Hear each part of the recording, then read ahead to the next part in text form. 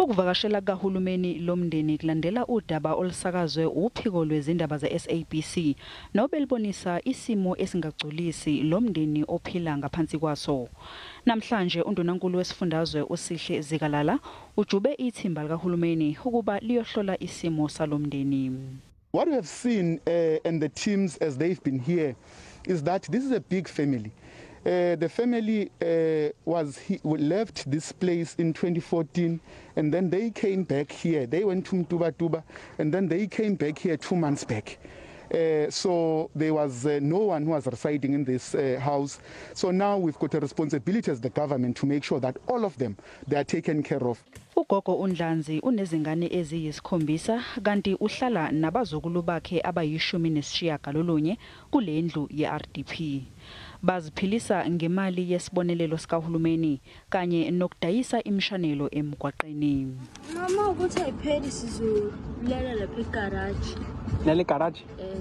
Hawindawo nale garage. Ngizama imali yempuphu kabhedi ekhaya.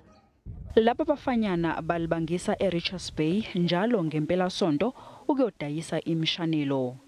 Ngenxa yeminyaka yabo konke lokhu kuza nokwesaba. Ugogo wabo uthi akabuthi quthu ubuthongo uma bengabuyanga abazukulu bakhe. Kuba buhlungu ngoba isuke ngazi ukuthi mina ngisendlini bona basenkalweni ukuthi balele kanjani.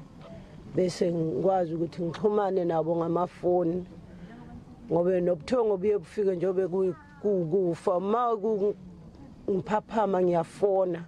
Uthi imali yesibonelelo sikahulumeni iyabasiza ukuthi bathenge ukudla kodwa ayenele.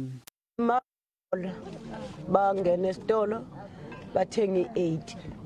I8 ayikhavi inyanga. Thengi 80 omunye thengi 25 kabhontshisi omunye abathenga iglose le ebazi ukuthi mhlambe iyothatha 2 weeks. 2 weeks awusapheli wesini. Lomndeni uzothola usizo emnyangweni wezempilo nowezenhlalakahle.